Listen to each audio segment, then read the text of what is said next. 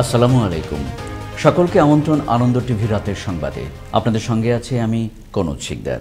7 দিনের রিমান্ডে থাকা অবস্থায় সিলেটের বন্দরবাজার পুলিশ ফাঁড়িতে রায়হানের উপর চালানো নির্যাতনের প্রাথমিক তথ্য দিয়েছেন বরখাস্তকৃত এসআই আকবর হোসেন ভূঁইয়া।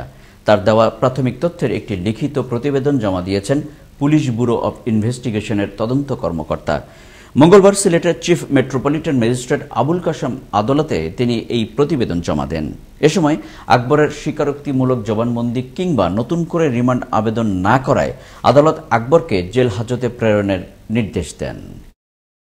সিলেটের কুমারগাঁও পল্লী বিদ্যুতের গ্রিড লাইনে অগ্নিকাণ্ডে পুরো সিলেটের বিদ্যুৎ সরবরাহ বিচ্ছিন্ন হয়েছে।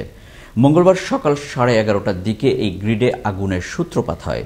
সিলেট পল্লী বিদ্যুৎ উন্নয়ন ও বিতরণ বিভাগের প্রধান প্রকৌশলী মোকাম্মেল হোসেন বিষয়টি নিশ্চিত করে বলেন, ইতিমধ্যে 2টি ট্রান্সফরমার পুড়ে গেছে। এ অবস্থায় পুরো সিলেটে বিদ্যুৎ সরবরাহ বন্ধ রয়েছে।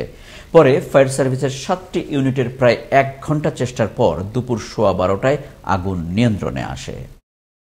খুলনা নগর গোয়েন্দা পুলিশের টানা 3 ঘণ্টার অভিযানে 300 পিস ইয়াবাসহ আটক করা হল হাফিজুর রহমান নামে খুলনা শিল্প পুলিশ 6-এর সহকারী উপপরিদর্শক হাফিজুর রহমানকে। প্রথমে খুলনার খালিশপুরের নর্থ জোনে অভিযান চালিয়ে 100 পিস ইয়াবাসহ সোহেল নামের এক যুবককে আটক করলে তার দেয়া তথ্য মতে হাফিজের ভাড়াটিয়া ঘরে তল্লাশি চালিয়ে 300 পিস ইয়াবা উদ্ধার করে খুলনা মহানগর গোয়েন্দা পুলিশ। আটক করে তাদের খুলনা গোয়েন্দা পুলিশ কার্যালয়ে নেওয়া হয়। গাইবান্ধার সুন্দরগঞ্জ পৌরসভার মেয়র কর্তৃক অবৈধভাবে বাস টার্মিনালের জায়গায় জনস্বাস্থ্যের ট্রিটমেন্ট প্ল্যানকে দেওয়ায় মানববন্ধন ও প্রতিবাদ সভা অনুষ্ঠিত হয়েছে। মঙ্গলবার সুন্দরগঞ্জ উপজেলার বঙ্গবন্ধু চত্বরে বাস ট্রাক শ্রমিক ইউনিয়ন সুন্দরগঞ্জ শাখার আয়োজনে ঘণ্টাব্যাপী মানববন্ধন চলাকালে বক্তব্য রাখেন মোহাম্মদ আলী সহ অন্যান্য নেতৃবৃন্দ। বক্তারা সর্বশেষ বাস টার্মিনালের জায়গায় জনস্বাস্থ্যের ট্রিটমেন্ট প্ল্যানকে টাকার বিনিময়ে দেওয়ার অভিযোগ করেন। এ পথ থেকে সরে না দাঁড়ালে কঠোর আন্দোলনে নামবে শ্রমিক ইউনিয়ন বলেও হুঁশিয়ারি দেওয়া হয়। করোনা ভাইরাসের সংক্রমিত হবার ঝুঁকি থাকলেও সাধারণ মানুষ মাস্ক পরতে চায় না। তবে এই শীতে করোনার তীব্রতা ঠেকাতে মাঠ প্রশাসন ও আইন শৃঙ্খলা বাহিনী কঠোর অবস্থানে। বরিশাল থেকে বিস্তারিত জানাচ্ছেন ব্যুরো প্রধান কাজী আল আমিন। বাংলাদেশে প্রথম করোনা ভাইরাস সংক্রমণ ধরা পড়ার পর প্রায় 8 মাস পার হতে চলছে। এখনো মাস্ক পরে না অনেকেই। প্রকাশ্য স্থানে মাস্ক পরার জন্য সরকারি নির্দেশনা থাকলেও তা মানা হচ্ছে কম। না, করোনায় ধরবে না সেটা ঠিক না, ভুলে রাখা আসছি আর কি, এমার্জেন্সি কাজের জন্য আসছিলাম তো। আমরা গাড়িতে আসছিলাম তো, নিচে নামছি, এখন আবার গাড়িতে করে চলে যাব। আছে কিন্তু পকেটে এখন আপাতত নেই পকেটে আর কি। পরি নাই তো, মানে মাঝে পড়ছিলাম তো, আবার সবাই যেভাবে চলতেছে আমরাও তো সেভাবে চলতেছি। মাস্ক পরছি সব সময়, কিন্তু এখন মাস্ক পরি নাই, ইদানিং পরি নাই। মাস্ক আনতে খেয়াল আসল না ভাই, মাস্ক আর এক পান্না ভিতরে ধুয়ে দিছি, ওইটা লাগে ধোয়া হয়ে গেছে। করোনার দ্বিতীয় ঢেউয়ের বিস্তার ঠেকাতে মাঠ প্রশাসন, পুলিশ, র্যাব সহ আইন শৃঙ্খলা বাহিনী কঠোর অবস্থানে রয়েছেন। তবে মাস্ক ব্যবহার বাধ্যতামূলক করতে সতর্ক ও জনসচেতনতা বৃদ্ধি করার লক্ষ্যে নিয়মিত কাজ করছেন পুলিশ প্রশাসনও। বাংলাদেশের বিভিন্ন জায়গায় এই মহামারীর প্রকোপ থেকে, সেকেন্ড ওয়েভ থেকে নাগরিকদের সুরক্ষার জন্য মাস্ক পরিধান বাধ্যতামূলক করা হয়েছে। সেক্ষেত্রে আমরা বিভিন্ন জনবহুল জায়গাগুলোতে জনসাধারণকে মাস্ক পরার জন্য উদ্বুদ্ধ করছি। সামাজিক মূল্যবোধ ও জনসচেতনতা সৃষ্টি না হলে করোনার যে দুর্ভাব তা থেকে রেহাই পাওয়া অত্যন্ত দুরূহ, এমনটি মনে করছেন সচেতন মহল। কাজী আল আমিন, আনন্দ টিভি, বরিশাল।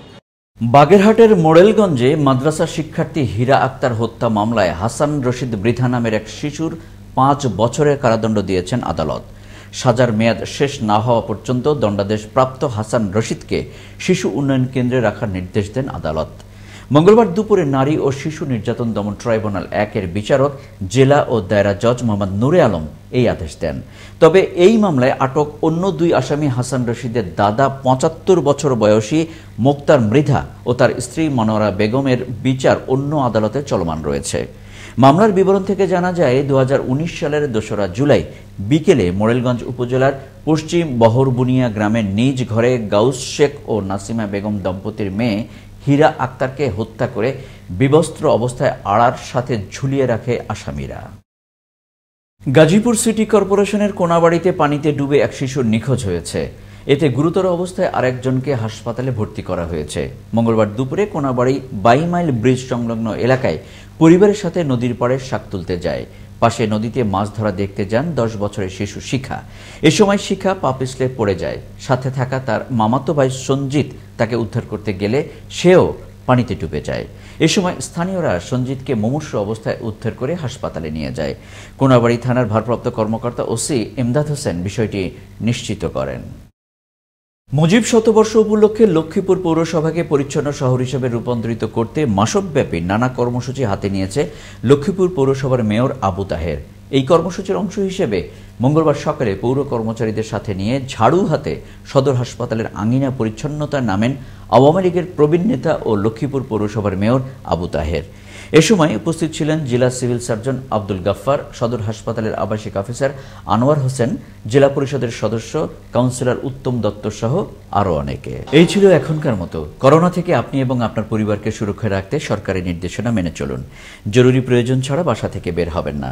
আনন্দ টিভির সর্বশেষ সংবাদ এবং বিনোদন সবার আগে দেখতে ভিজিট করুন www.facebook.com/anondotvbd এই পেজে। ধন্যবাদ সকলকে। শুভরাত্রি।